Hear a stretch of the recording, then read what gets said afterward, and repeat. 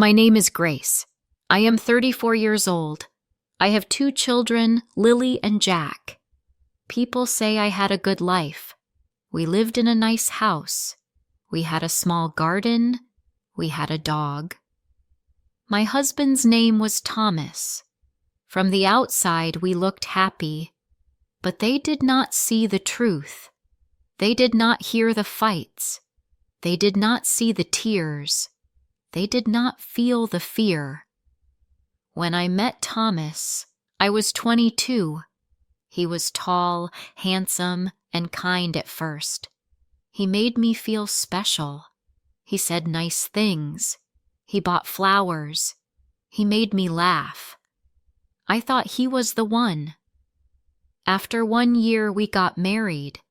I thought life would be good, but it changed. Slowly, he stopped being kind. He stopped asking about my day. He stopped saying thank you. He started to get angry. He shouted when I made small mistakes. He said I was stupid. He said no one else would love me. At first, I told myself he was just tired. I thought work made him like this. I waited. I hoped. I tried harder. I cooked nice meals. I cleaned the house. I smiled even when I wanted to cry. But nothing helped. Thomas did not change. He got worse. When I became a mother, I thought things would be better. I thought maybe children would bring love back. Lily was born first. She was quiet and sweet. Then Jack came 2 years later. He was soft and always held my hand. I loved being a mother. I gave them all my time. I read to them. I played with them. I took them to the park. I wanted them to feel happy and safe. But Thomas was not a good father. He did not play with them. He did not read stories. He never took them outside. He only watched TV. He got angry when they made noise. He told Lily to be quiet. He told Jack to sit still. When they cried, he shouted more. Sometimes he broke things. Once he hit the wall so hard the clock fell down. The children were scared. I was scared too. I did not leave. I told myself, stay for the children. I thought it was better for them to have 2 parents. I thought if I left, they would be sad. I thought if I left, they would lose their home, their friends, their school. So I stayed. But staying was not safe. Over time, Lily changed. She started shouting at Jack. She said mean things to me. She said, "You are so stupid." Just like Thomas, she was only 8 years old. Jack became quiet. He stopped talking at dinner. He stayed in his room. He did not want to go outside. He looked tired all the time. My heart broke. I tried to talk to Thomas. I said, "They are not happy." He said, "You are the problem." I said, "Please be kind." He said, "You make me angry." Nothing I said helped. Nothing I did helped. I felt small. I felt lost. One night Jack had a nightmare. He ran to my bed crying. He said, "Daddy is scary." I held him and kissed his hair. I told him, "It's okay. I'm here." But I knew it was not okay. It was not okay for my child to live in fear. It was not okay for Lily to learn hate. It was not okay for me to feel weak every day. That night, I sat on the floor. I looked at the window. It was dark outside. The house was quiet. I could hear Thomas snoring. I could hear Jack's soft breathing. I could hear my own heart beating fast. I closed my eyes and thought, is this really home? Then I thought something worse. What if I am teaching my children that this is normal? The next morning, I watched Lily pour milk into her bowl. She spilled a little. She looked scared. She looked at me like she was waiting for me to yell. I didn't yell. I said, "It's okay, sweetheart." She smiled, but only a little. I saw how much fear she was already carrying. She was too young for that. Later, Jack sat on my lap. He held my hand and said, "Mommy, can we go live in the park? It is quiet there." He was only 6. He should be thinking about toys, not peace and quiet. My chest hurt. I kissed his head and said, "One day we will go somewhere nice, somewhere safe." But inside, I was crying. That evening, Thomas came home angry. The bus was late. He threw his bag. He shouted at the dog. He told Lily to stop laughing. He told Jack to go to his room. Then he looked at me. His eyes were cold. He said, "Why is this house always a mess?" I had cleaned all day. I had folded clothes, washed dishes, and cooked dinner, but none of it mattered. He never saw the good, only the bad. After the children went to bed, I sat in the kitchen alone. My tea went cold. My hands were shaking. I thought about all the years I had stayed. I thought about all the times I told myself it was for the kids, but now I saw it. I was not helping them. I was hurting them. Every day in this house was teaching them pain. That night, I made a decision. I didn't pack bags. I didn't write notes. I didn't cry. I just made a quiet promise to myself. I would not let this be their life. I would not stay one more year, one more month, not even one more week. The next day, I walked Lily and Jack to school. The air was cold and the sky was gray. Jack held my hand tightly. Lily walked ahead, quiet. I looked at them and felt strong. I had to protect them. I had to change our life. After I dropped them off, I walked home slowly.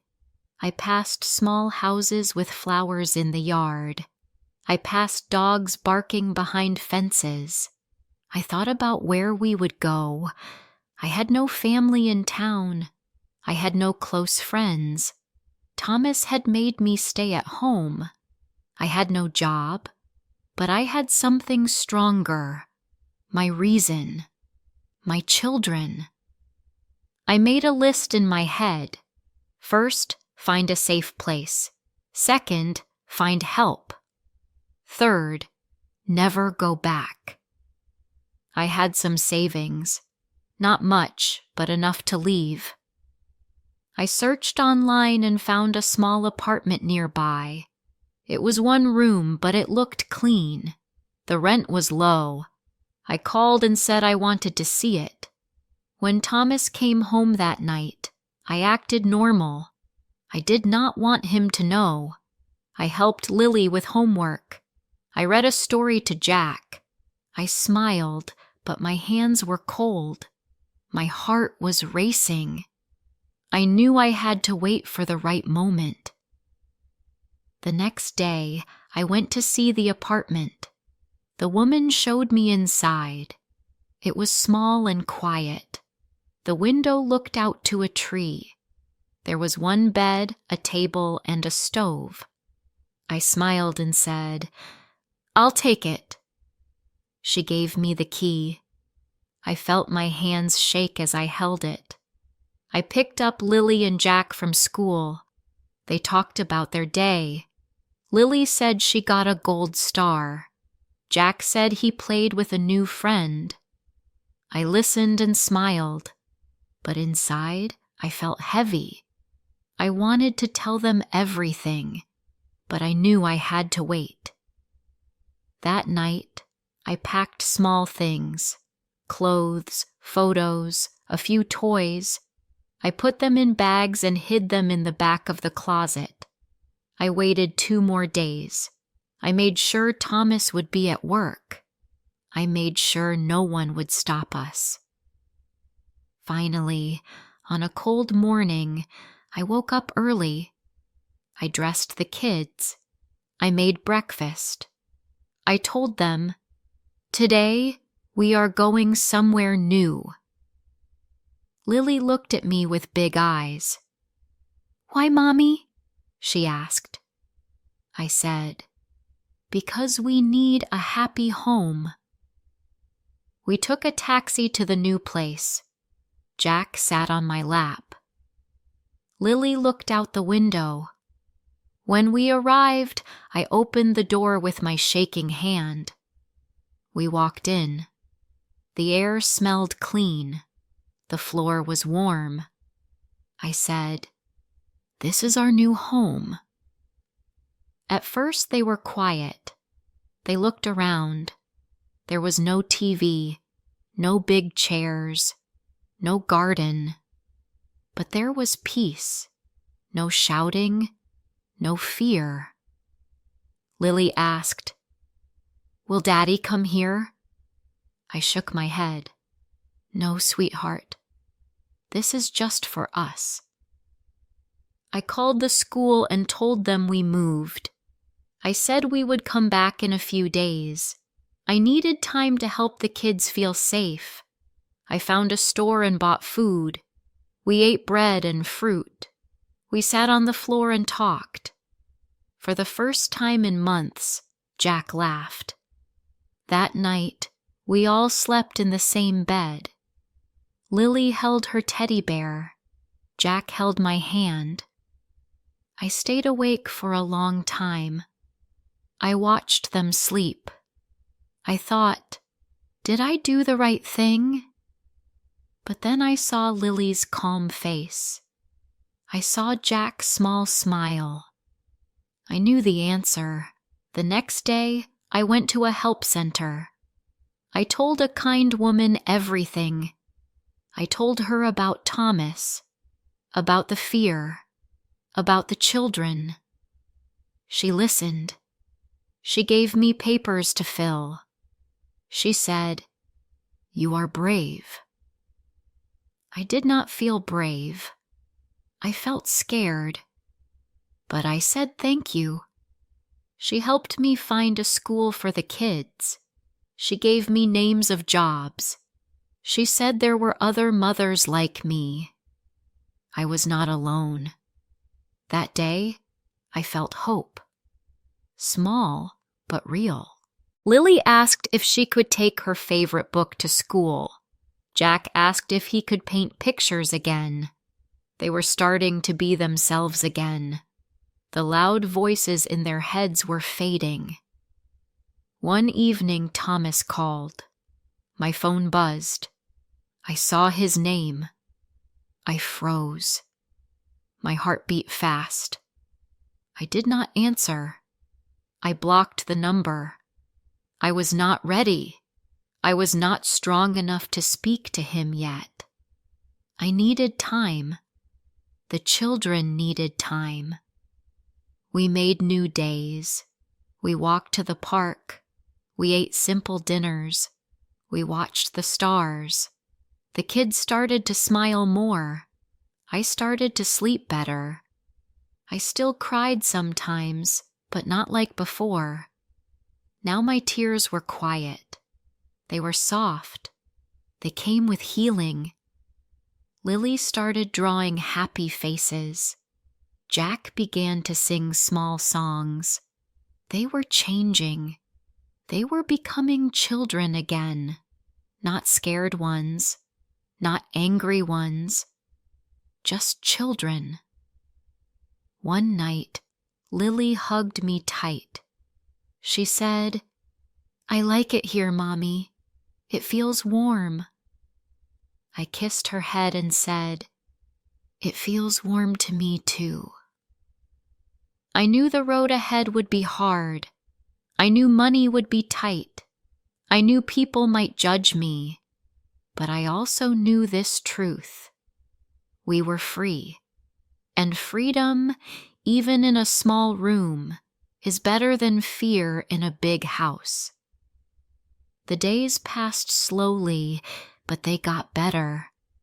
Every morning, I helped Lily and Jack get ready for school. I packed their lunch, tied their shoes, and kissed their cheeks. We walked together, holding hands. The wind was cold, but my heart felt light. There were no more angry mornings, no more fear before breakfast. Just peace. At school, Lily made a new friend named Ruby. Jack started playing with a boy named Ben. They came home with drawings, small toys, and smiles.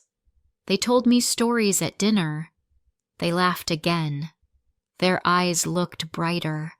Their voices sounded free. I found a small job at a flower shop. I worked in the back, cleaning pots and watering plants. It was not a big job, but it gave me hope. I met kind people. I felt useful. I started to believe I could take care of us. Each night, I read to the children. Sometimes we shared one small bed, all three of us. It was not perfect, but it was safe. I could hear their slow breathing.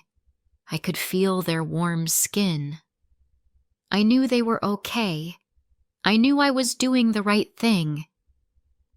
One Saturday we went to the park. The sun was out and the trees were full of yellow leaves. Lily ran with Ruby. Jack kicked a ball with Ben. I sat on the bench and watched them. A woman sat next to me. She smiled and said, "Your kids look happy." I smiled back and said, "Thank you. They are learning to be happy again." Later that day, Jack picked a flower and gave it to me. "For you, Mommy," he said. I felt my eyes fill with tears, not from pain, but from love, from something new growing inside me, something strong. But not every day was easy. Some nights, Lily cried in her sleep. She said, "Don't shout, Daddy. Don't shout." I held her close and whispered, "He's not here. You're safe now." Jack sometimes jumped at loud sounds.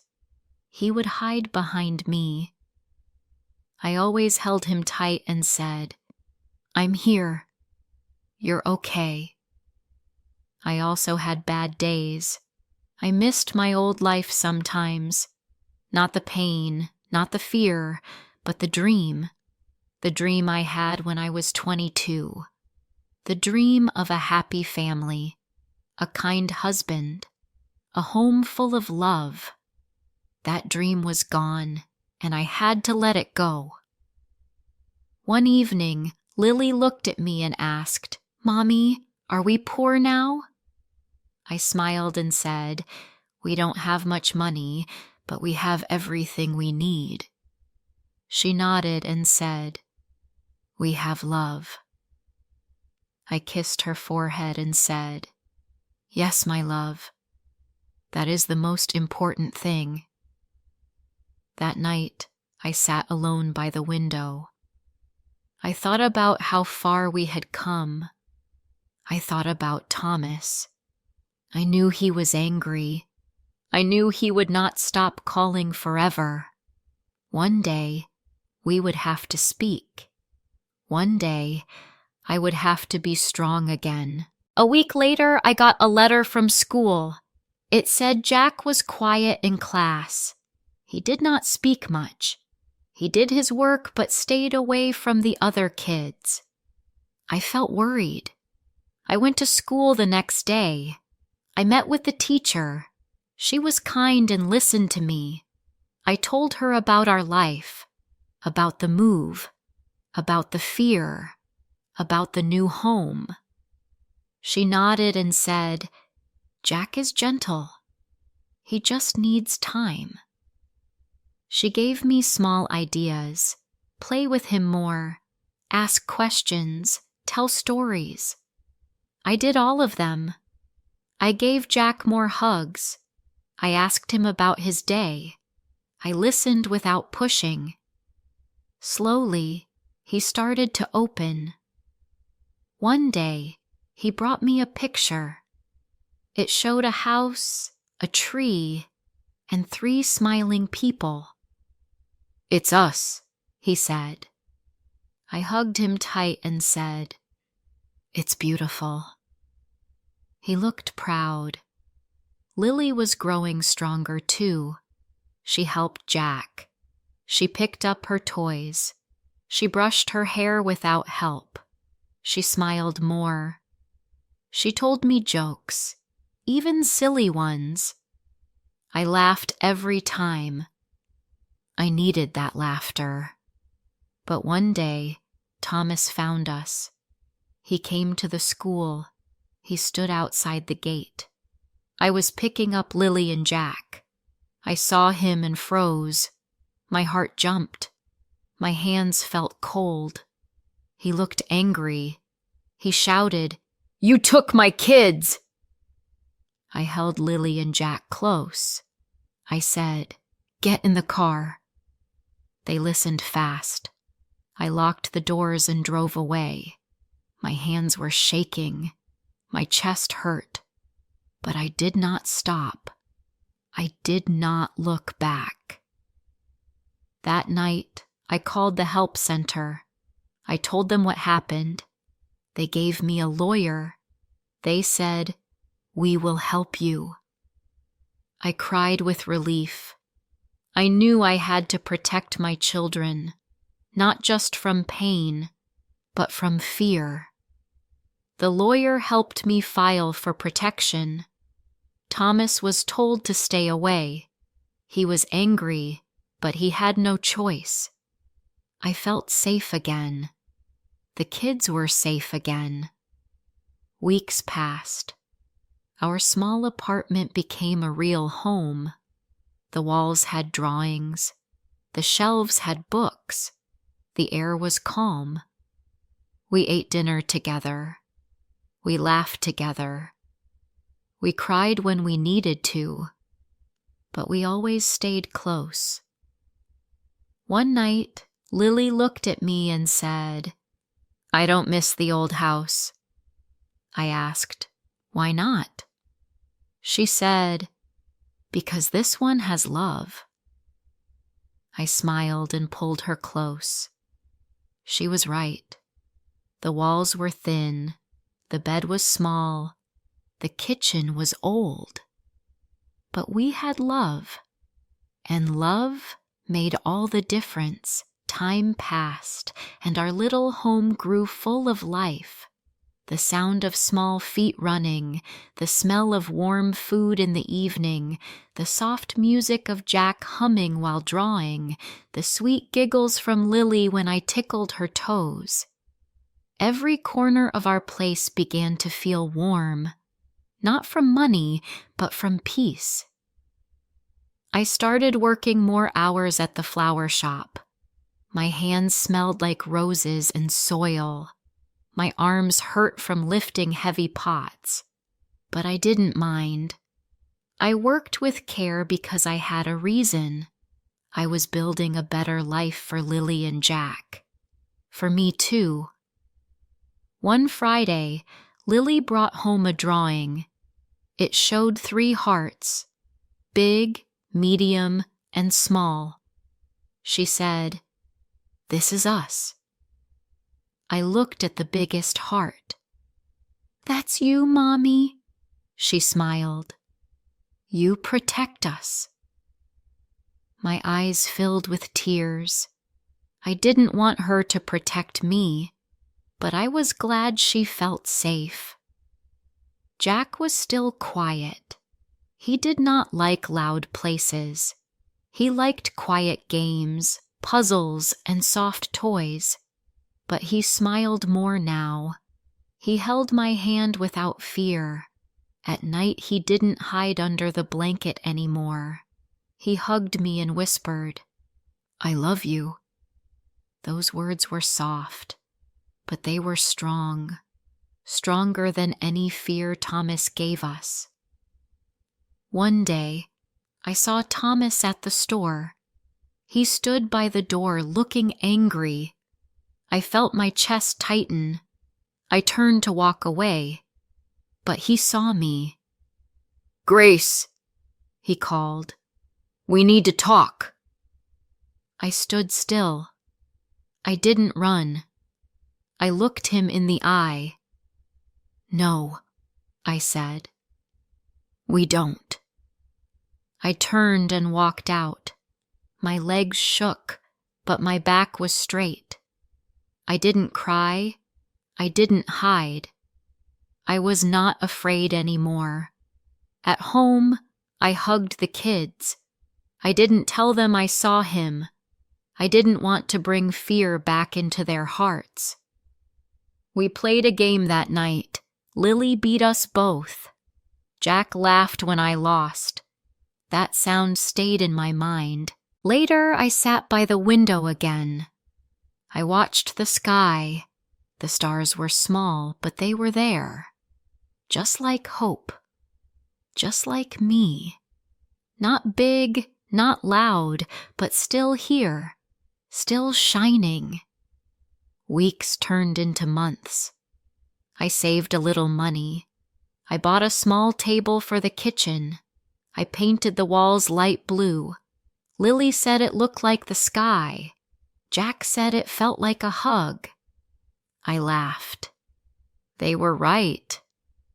I got a raise at work.